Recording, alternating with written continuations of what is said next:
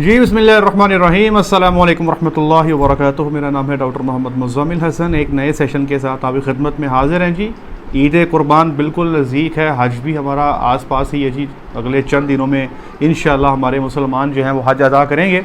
आप सबसे गुजारिश है वो लोग जो हज पे गए हैं उनके लिए दुआ करें, अल्लाह उनका हज कबूल करे, और जो लोग हज पे गए हैं वो हमारे लिए भी दुआ करें, और ख़ुसूसन हमारा सलाम रोज़ा रसूल पे ज़रूर कह दीजिएगा।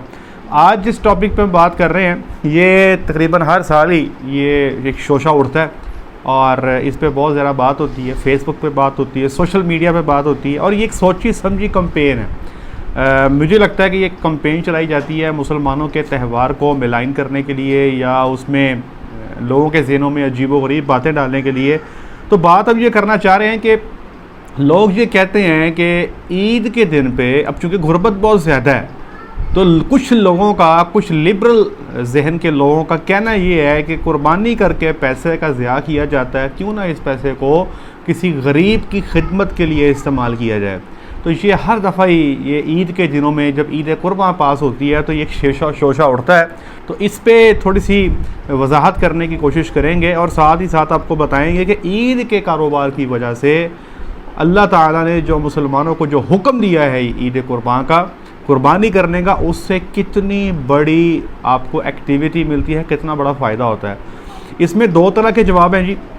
एक तो जवाब है लॉजिकल, और एक है मुफ्ती साहब है हमारे, एक बहुत अच्छे दोस्त हैं हमारे, सैयद मुजीबुर रहमान साहब, उनका एक जवाब है, वो मैं आपको पढ़ के सुनाऊँगा। सबसे पहले मैं ये बता दूँ कि जो ईद के दिनों में जो कुर्बानी का जो अमल है ये एक बहुत बड़ी कमर्शियल एक्टिविटी है। इसमें जो पैसा है ये पूरे पाकिस्तान में, बल्कि मैं कहूँगा पूरी उम्मत मुस्लिमा में अमीर लोगों की जेबों से निकल के गरीबों की जेबों में जाता है। हम कहते तो गरीबों की मदद करनी है, तो ये तो मदद ही है भाई। एक गरीब बंदा जो पूरा साल अपने बकरे को संभालता है, एक गरीब इंसान जो 2 सवा 2 साल 2.5 साल अपने बड़े जानवर को संभालता है, अब ये टाइम है कि वो पैसा उसकी जेब में आए।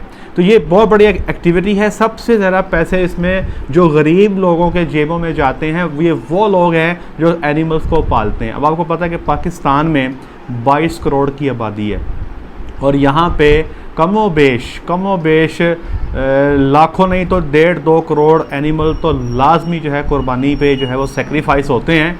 और ये कुर्बानी जो है इसमें मेरे जैसे, आप जैसे और कई ऐसे लोग जिनको अल्लाह ताला की ज़ात ने कुर्बानी की तौफीक दी है, ये पैसा उनकी जेब से निकल के गरीबों की जेबों में जा रहा होता है। इनकी पूरे साल की मेहनत होती है। नंबर 1, अब आपको पता है जो एनिमल पालने वाले लोग हैं ये कोई इतने अमीर नहीं होते, इनकी पूरे साल की मेहनत होती है। और ये कहाँ से जानवर लेके आते हैं? ये छोटे फार्मर से एनिमल्स लेके आते हैं। नंबर 2, दूसरा है जी ट्रांसपोर्ट। अब आपने जानवर ख़रीद लिया, अब आपको पता है कि यहाँ पे ट्रांसपोर्ट का कितना बड़ा कारोबार है जो हरकत में आ जाता है। अब हमने भी इस वक्त एनिमल परचेस किए हैं, अब यहाँ पर झुमरे से उनको ट्रांसपोर्ट करना है ठिकरी वालों में, तो डेफिनेटली वो ट्रांसपोर्ट का अमल जो है वो लगा रहेगा। मंडियों में बेबहा व्हीकल्स होती हैं जिस पे जानवरों को लाद के जिस लोगों ने जहाँ पे कुर्बानी हुई वहाँ पर लेके जाया जाता है। नंबर 3, अमूमी तौर पे ये जो चारा है, फॉडर, अभी हमारे घर के पास बिल्कुल 3-4 फट्टे लगे हुए हैं जहाँ पे चारा सेल हो रहा है, ठीक है जी। पहले तो ये नहीं होता, तो इन दिनों में ये आप देखेंगे आपके शहरों के अंदर भी इवन लोग चारा सेल करते हैं, ठीक है जी। तो यहाँ पे भी पैसे की रेल पेल हो जाती है। फिर जानवरों की आराइश का सामान, जिसमें जानवरों को खूबसूरत रंग की रस्सियाँ डाली जाती हैं, घुंघरू पहना दिए जाते हैं, जंजीरें पहना दी जाती हैं, पैसा वहाँ पर भी जाता है। बुचर्स जो कसाई हैं जी वो भी पैसा बनाते हैं। इनके साथ जो लोग गोश्त करने आते हैं, खाल उतारते हैं, उनके जेब में पैसा जाता है। फिर जो गोश्त बनता है वो आगे गरीबों में तकसीम किया जाता है। फिर इनकी खालों से लेदर इंडस्ट्री, जो आपकी चमड़े का जो कारोबार की इंडस्ट्री है वो भी चलती है। तो किस्सा मुख्तसर, इस पूरी एक्टिविटी से मिलियंस नहीं बिलियंस लोगों को फ़ायदा होता है पूरे दुनिया के अंदर, और हम लोग सिर्फ ये कहते रह जाते हैं कि ये पैसा ज़ाया किया जा रहा है और इसको किसी गरीब की मदद में इस्तेमाल होना चाहिए। अल्लाह की कसम ये एक बहुत बड़ी एक्टिविटी है, और इससे गरीब का ही फ़ायदा होता है। हम चाहे मिलकर भी गरीब का फ़ायदा करना चाहें, लेकिन इतना बड़ा फ़ायदा गरीब का हम नहीं कर सकते। अब मैं चलता हूँ जी इस्लाम का हुक्म क्या है, ये मैं आपको वो समझा देता हूँ। ये सैयद मुजीबुर रहमान साहब हैं जी, उनकी एक तहरीर है। तो अब चूँकि मैं तो मुफ्ती नहीं हूँ, इस्लाम पे मेरी ग्रिप ही नहीं है। तो इसलिए ये उनका एक बहुत अच्छी उनकी तहरीर है, वो मैं आपके सामने रखना चाहता हूँ। उनका कहना ये है कि बकर ईद के अय्याम में कुर्बानी में जोश व खरोश दिखाना बेहतर है या कुर्बानी की बजाय ये रकम गरीबों पर सदका करना अफजल है? ये वो सवाल है जो आजकल कसरत से ज़ेर बहस लाया जा रहा है। फेसबुक पे ये बहस चल रही, मैंने आपको बताया। अब उनका कहना यह है कि इंसान अब्दुल्लाह है, बंदगी का तकाजा ये है कि जो हुक्म मिले इसे बजा लाओ।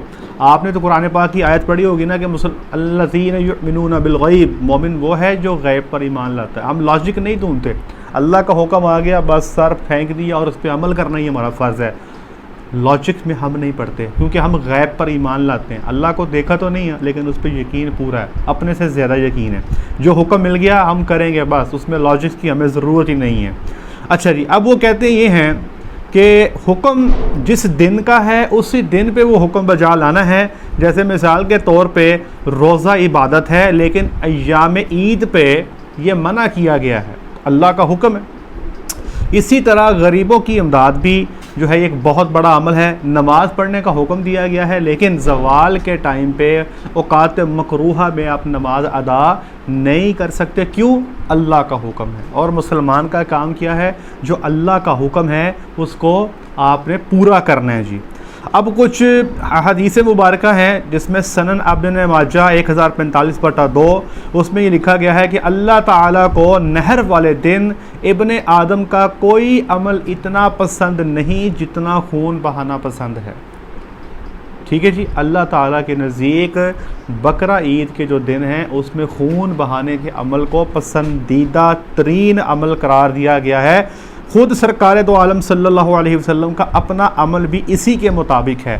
फिर सनन अबी दाऊद 95/3 इसमें लिखा गया है रसूल अकरम सल्लल्लाहु अलैहि वसल्लम ने 60 ऊँट नहर फरमाए और मदीना मुनव्वरा में 2 दुम्बे ज़िबा फरमाए। आप सल्लल्लाहु अलैहि वसल्लम अक्सर औक़ात 2 दुम्बे ही ज़िबा किया करते थे, एक अपनी तरफ से और एक उम्मत की तरफ से किया करते थे। अच्छा जी, आगे लिखा है जी, ये अबी दाऊद 95 हज्जतुल वदा के मौका पर सरकार दो आलम सल्लल्लाहु अलैहि वसल्लम का 100 ऊँट कुर्बान करना किसी साहिब बसीरत पर मख्फी नहीं है। आप सल्लल्लाहु अलैहि वसल्लम ने 100 ऊँट कुर्बान किए थे, ये हज्जतुल वदा की बात है जी। ठीक है जी, तो गुर्बत के इस दौर में कसरत कुर्बानी करना इस बात की इलामत नहीं कि इसी दिन यही मरगूब इबादत है। ये भी सुन लें कि कसरत कुर्बानी को भी जो है जी उस पर भी ज़ोर दिया गया है। ठीक है जी। अच्छा जी, जिस तरह हर चीज़ की रूह अलहदा है इसी तरह हर इबादत का तकवा जुदा गाना है। जो तकवा गोश्त पोस्ट के ज़रिए हासिल होता है और पहुँचता है वो किसी दूसरी इबादत मसलन सदका वगैरह के ज़रिए हासिल हो सकता है। कुर्बानी तो लागर और सस्ते जानवर के ज़रिए भी की जा सकती है। बच जाने वाली रकम फलाह बहबूद के कामों में इस्तेमाल कर ली जाए। लेकिन क्या वजह है कि रसूल अकरम सल्लल्लाहु अलैहि वसल्लम के कुर्बानी के जानवर मुतवस्सित या अदना नहीं बल्कि आला दर्जे के हुआ करते थे। अब आपको पता आला दर्जे का जानवर उसके पैसे भी आला ही होते हैं। ठीक है जी, ये भी चीज़ इम्पॉर्टेंट है कि अच्छा जानवर लें, खूबसूरत जानवर लें, यहाँ पे भी पैसे बचाने की कोशिश ना करें। अगर अल्लाह ताला की ज़ात ने आपको तौफीक दी है तो एक अच्छा जानवर जो है वो अपने लिए तलाश करें।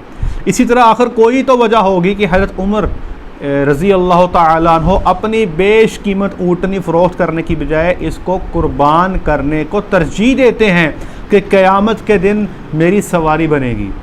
ये तो आप सबको पता है कि जो आप कुर्बानी करते हैं क़यामत के दिन ये आपकी सवारी होगी।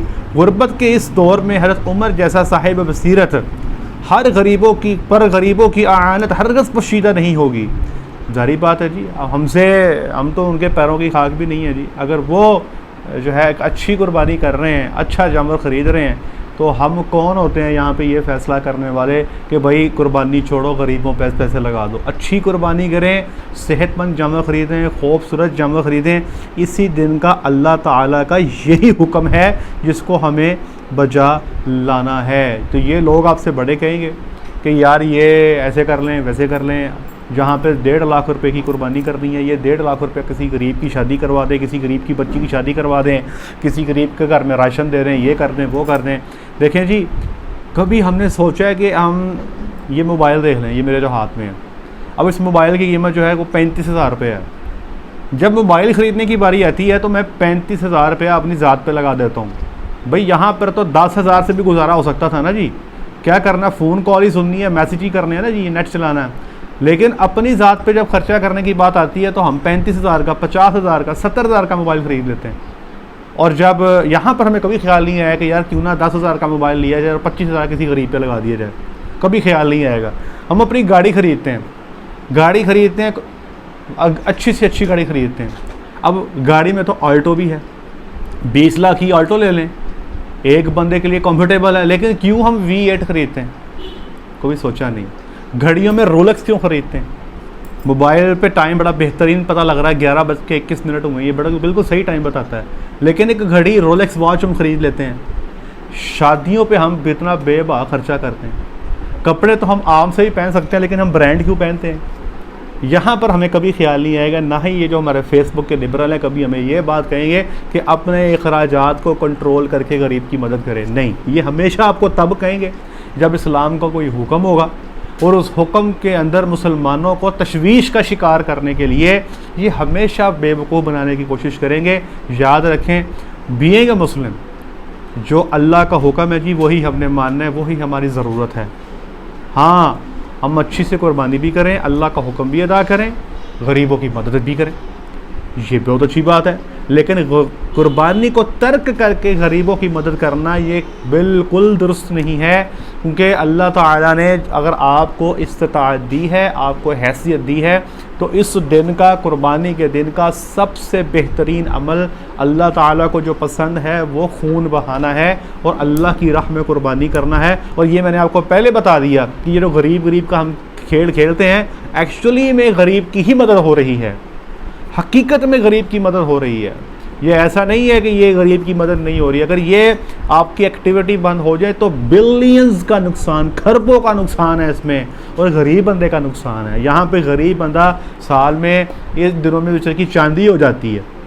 तो इस मैसेज को सब तक पहुँचाएँ और नीयत करें कि इंशाअल्लाह अज़ीज़ हम इस ईद कुर्बान पे इंशाअल्लाह कुर्बानी भी करेंगे और दूसरों को इसकी तरगीब भी देंगे। और इंशाअल्लाह अल्लाह की ज़ात हमें तौफ़ीक दे, आपको तौफ़ीक दे, हम आगे गरीबों की, गुरबा की मदद भी करेंगे। लेकिन जहाँ पे अल्लाह ताला का जो हुक्म है उसको बजा लाना हमारे लिए बहुत ज़रूरी है, क्योंकि मुफ्ती साहब ने कहा इंसान अब्दुल्लाह है। हमारा काम है, हमें जो कह दिया हमने करना है, सरे तस्लीम खम करके जो हुक्म है बस वो हमारी ज़रूरत है।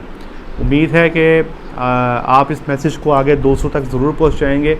आज के लिए इतना ही, अपना ख्याल रखें, दुआ में याद रखें, 5 वक्त की नमाज़ अदा करें। अस्सलामु अलैकुम।